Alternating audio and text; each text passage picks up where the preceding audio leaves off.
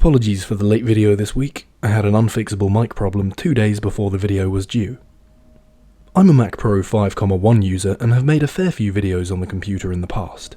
I use my 2010 5.1 to edit my videos and store files using macOS Monterey.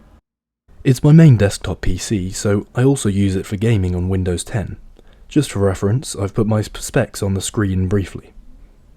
Let's briefly go through me using the machine daily then. Why do I think 2024 could push it into obsolescence? So firstly, to run macOS versions past Mojave on these decade-old machines, a tool called OpenCore Legacy Patcher is needed for the installation.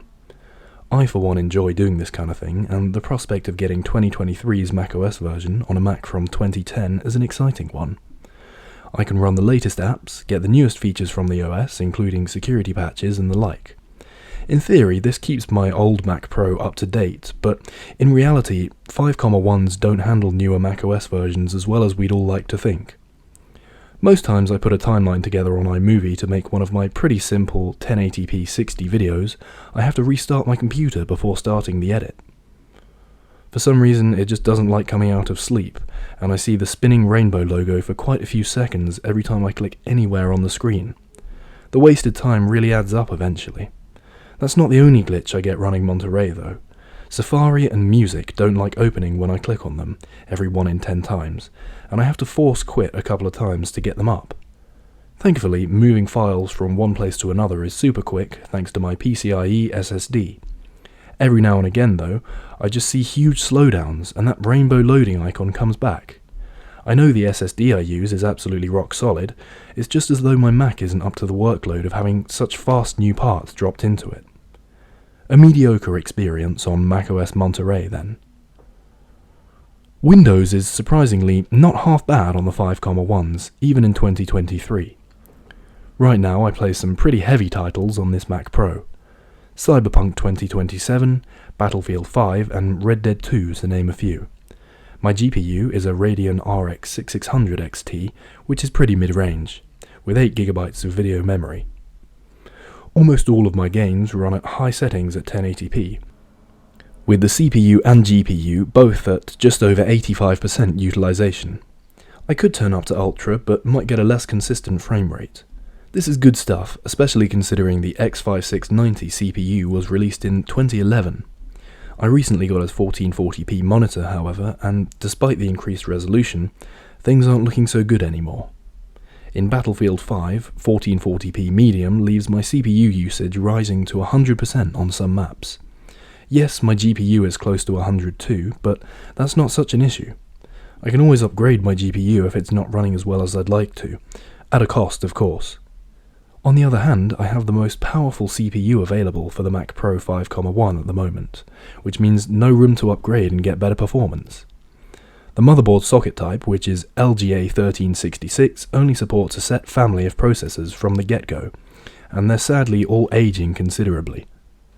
Now, as you guys may know, I can put a second processor of the same power in, thanks to the 5.1 supporting dual CPU configurations, but this only gives me twice the cores, not twice the effective clock speed. In terms of gaming, clock speed is pretty important. My 6 cores are enough to run most games without want for more, but the 3.73 GHz max clock speed of my X5690 is not. The writing's on the wall for this Mac in terms of gaming, since the latest releases are only going to get more difficult to run. macOS is a similar story, with the glitches and performance drops getting worse as newer OSs come out. There's another reason 2024 might be the last year of good use we'll see from the 5.1 though. I think there are finally suitable alternatives to be had for a sensible price. Right now, M1 based Mac Minis and even MacBook Airs are running about £500 or $600 used online. Not only are those machines massively more powerful than the old Mac Pros, if you keep them a few years, you'll make back the money you spent just in power savings. As you may know, the Mac Pro can eat up to 980 watts of mains power. The M1 MacBook Air from 2020 sips an absolute max of 50 watts. But hold on, yeah, I hear you.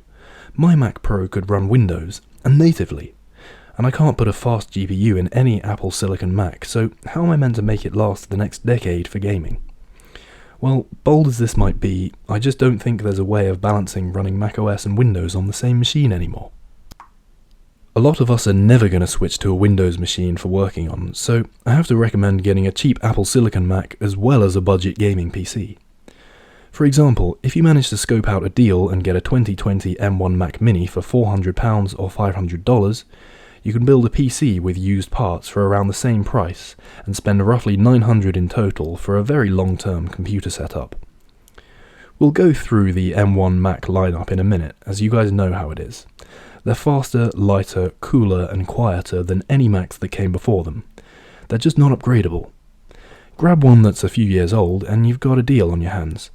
M1 Macs don't run Windows very well though, let alone natively. For all your gaming needs, a Windows PC might have to be the replacement for your beloved Mac Pro. Humour me while I mention the parts a sub $500 PC might include. It's worth being up to date on what's competing in the market for such a low price nowadays. A 12th Gen i3 with 4 cores and a boost clock of 4.3 GHz does the job for about $100 used. Next you can go with a DDR5 motherboard for a hair above $120. DDR5 should future-proof your rig for the next 5 years, or even 10 if you push it. You might not get Wi-Fi built in, but can buy a USB card for 10 or less. 16GB of DDR5 memory is enough to play most games at max settings, and should cost $60 used. A decent 600 watt power supply and case won't total more than $100, since you can get cases very cheaply used. Note that you can decide on the shape of your PC by changing what sort of case you build it into. It may not look or feel like a Mac Pro, but at least it'll come in a form factor tailored to you. Anyway, the total cost so far is about $390. That gives us $110 for a GPU.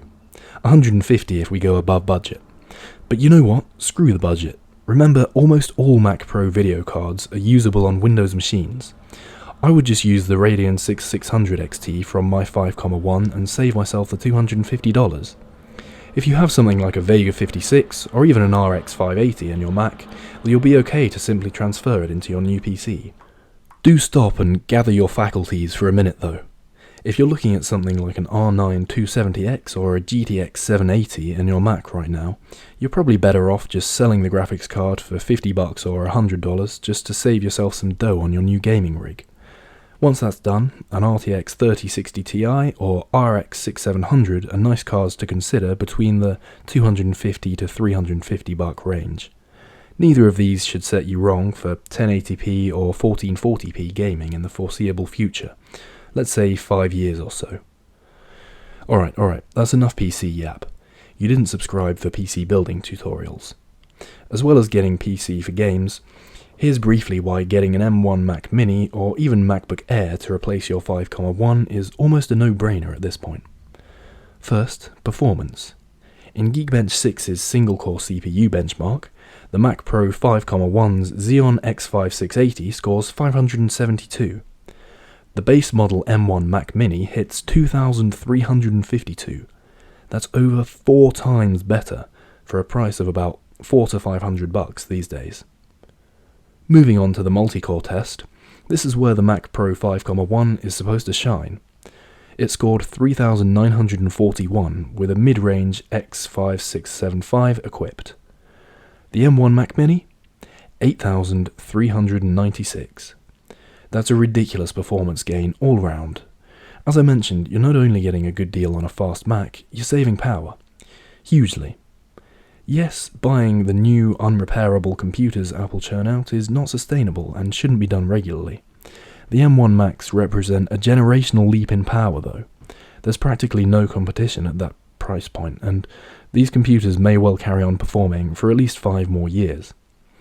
Processors aren't becoming more powerful at light speed like they were 15 years ago. Anyway, getting hold of those two computers is a decent prospect for a 5.1 user, in my opinion. You'll only need one monitor, keyboard and mouse. You'll also get the benefit of being able to take your Mac with you if you end up going for a MacBook. It's sad to see such a trusty old beast enter retirement after such a long run, but it's something unavoidable. Don't worry though, I'll be making just as many videos about these older Macs in the future. Subscribe for more, and I'll see you next week. Thanks for watching.